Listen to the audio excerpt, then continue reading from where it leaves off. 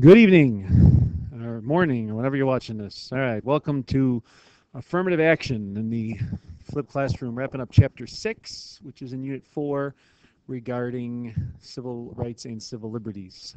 All right, for those of you that may not have understood the assignment tonight, all right, you should be reading 229 to 232 in your text, okay, which is about affirmative action. And I'm going to try and give you some notes of stuff that goes beyond that. All right. You should do a case analysis. All right. Now, there's two different cases, so you're going to have to choose which one you're going to do. All right. There's Grutter from 2003, and then there's Bakke from 1978. All right. If you have a chance to talk to a friend in the class, try and partner up so you're each doing one. If not, do the Bakke one. That's the more relevant one for the exam. It's really the first case on affirmative action that you should read. It's a little trickier, but it'll be kind of a good review of the Supreme Court for you as well. And then you're also going to do the debate worksheet for affirmative action of whether or not affirmative action in college admissions violates the Equal Protection Clause. So I realize this is a lot, but hopefully you'll gain some insight and knowledge to a very controversial topic in our government. Okay? Now, obviously, here we have the 14th Amendment. This is what we're interpreting. Okay? We're focusing on the Equal Protection Clause down on the bottom. Okay? So the state cannot deny to any person within its jurisdiction the equal protection of the laws. These are the words that the justices are going by when they determine whether or not affirmative action violates the Constitution. All right. Now, there's also a strict scrutiny test. All right. This, I believe, is one of your note cards. All right. If you've had criminal or civil law, you might be familiar with this as well. The judges have created a strict scrutiny test when they test discrimination cases. Okay. If they choose, this is kind of weird, but the judges will choose to apply a test to a certain program. So if they choose the strict scrutiny test, there's also a rational basis test, but it's just pretty straightforward. But strict scrutiny test, according to this, if a government program is discriminatory in any way, okay, which there are plenty that do that, our bathrooms, our parking spaces, those discriminate, okay, but they're obviously accepted forms of discrimination. If there's a policy that discriminates based on a stereotype, all right, we should know what a stereotype is, then the state has to prove that it has a compelling interest to still do that stereotype. Okay, so the judges have always applied the strict scrutiny test to affirmative action cases.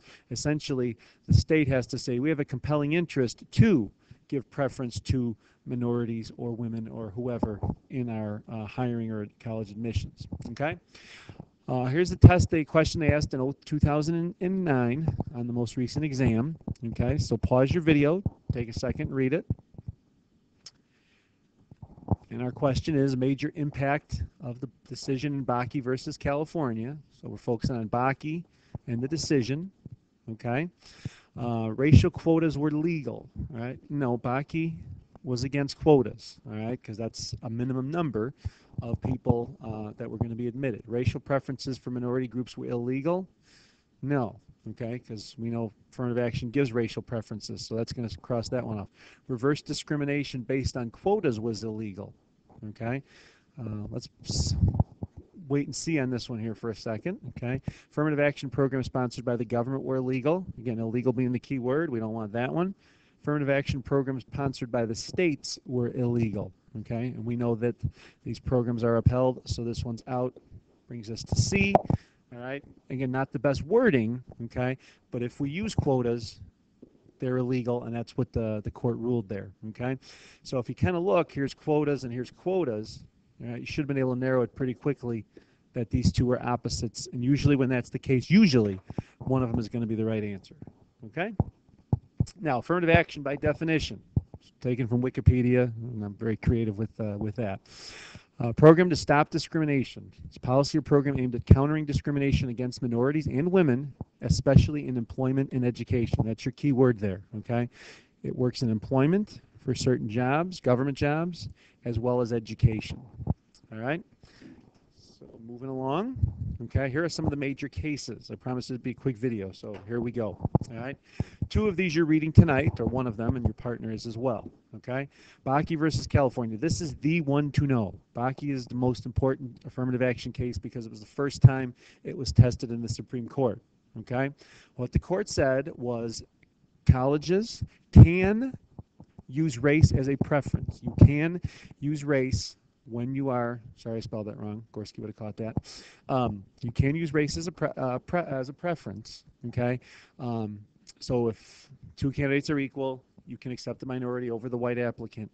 But quotas were unconstitutional, okay? As you read more about this case tonight, you'll find out that California University of, I think it was University of California, Davis, set aside 16 seats for minorities, okay? That's a quota, all right, a minimum number. Supreme Court said that was bad, okay? But they can use race as a factor if you're trying to determine your admission, all right? Grutter versus Bollinger comes along in 2003. This one, right, involved the graduate program, the law school at the University of Michigan, where minorities were given preferential treatment, okay? The court upheld the University of Michigan Law School affirmative action policy because it did not use quotas, but it did use race as a factor. And they said the reason being is that the University of Michigan had a compelling interest, goes back to our strict scrutiny test, all right, had a compelling interest to show that having a diverse population was beneficial to everybody, okay, in that regard, okay? Now, there's a lesser-known case called Gratz versus Bollinger, all right? Oh, by the way, let's see who's paying attention out there.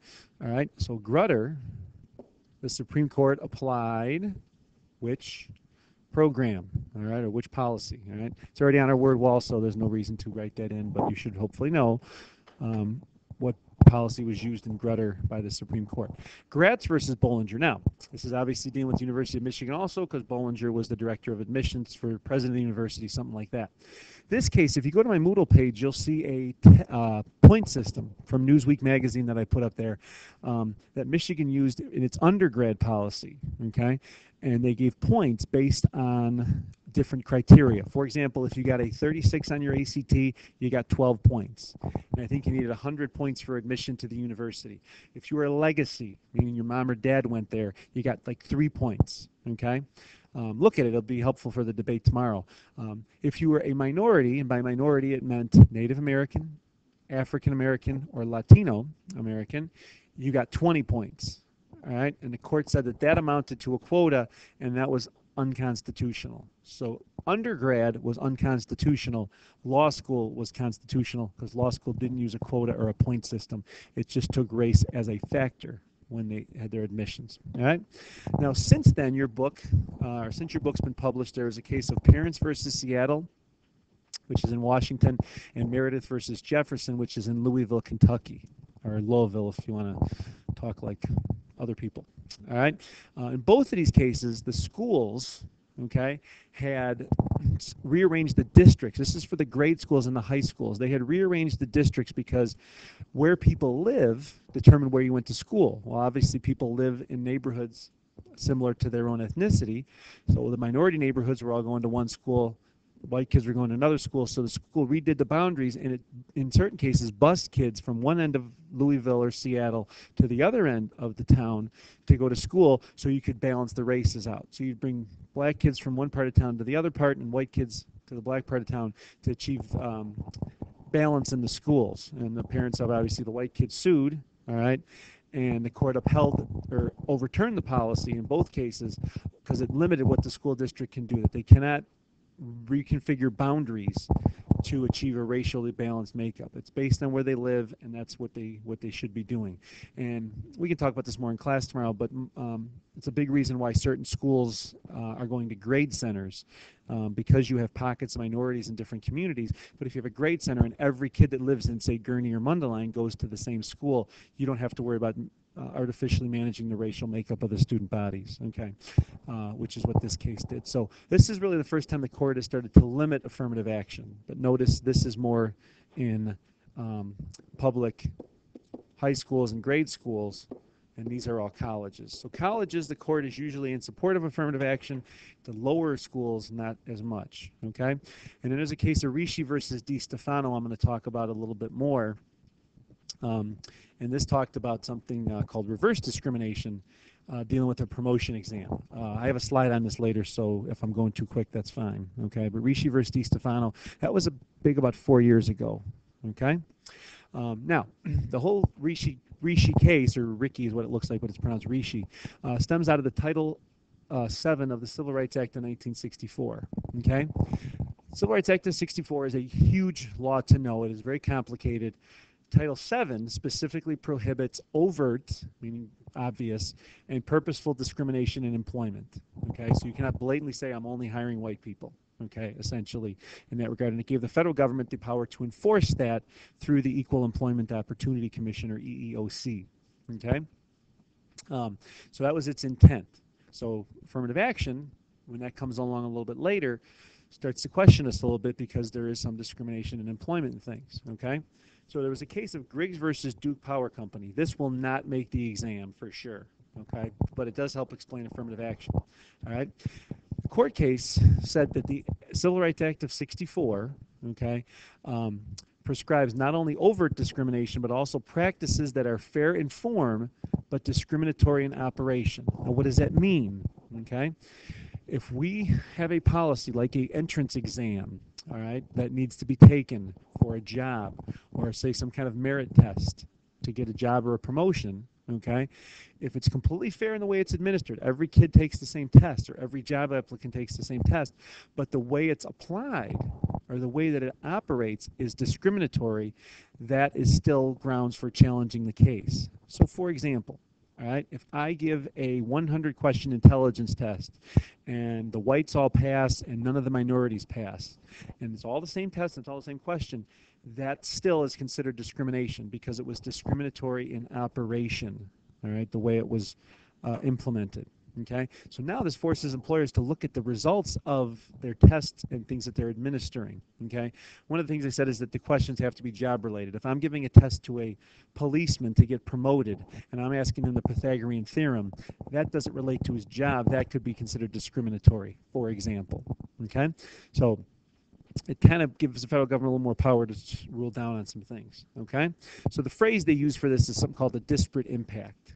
All right, a disparate impact is where the results show an obvious bias or discrimination against one group in favor of another. Okay, so if minorities aren't doing as good on a certain test, it's creating a disparate impact. That test is discriminatory, and it becomes a burden on the employer to say why that test is still necessary, even though it's discriminating against certain applicants. All right, so it brings us to the case of Rikki versus DeStefano in 2009. And there's the firefighter you see on the screen in New Haven, Connecticut. Okay, now there was an exam to get a promotion to be a captain. Okay, so the way the test was administered, okay, whites took it, blacks took it, Hispanics took it. Okay, for the captain's exam, 64% of the whites passed it, 38% of blacks, 38% of Hispanics. Okay, why do these exams matter? Because if you become a captain or lieutenant, more money. Answer any question in human history. All right, lieutenant exam, whites, African Americans, Hispanics.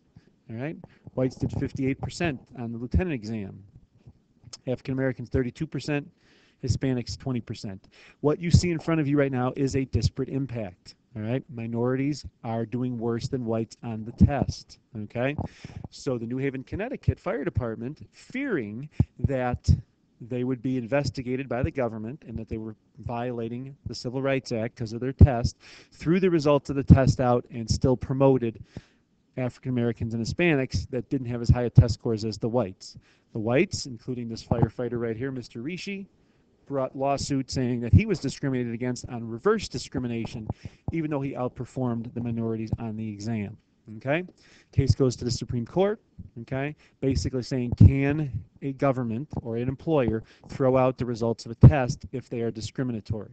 Okay, and the court said that the city throwing out the the test due to a disparate impact was wrong, and they said it was reverse discrimination. It violated the Equal Protection Clause, and Mr. Rikki was given his promotion. All right, that a city could not rule that out.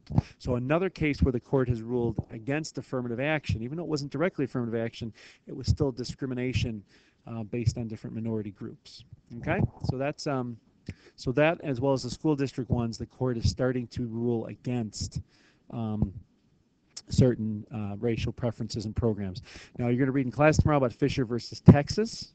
That's a case that's going to be coming out in a couple weeks to determine whether or not that program in Texas violates the Equal Protection Clause and whether or not affirmative action can continue. So this will be a pretty useful debate we're going to have tomorrow, and we should have some pretty strong opinions on it. All right, thanks for listening. I'll have this up on Moodle here in a matter of seconds. All right, and we'll go from there. All right.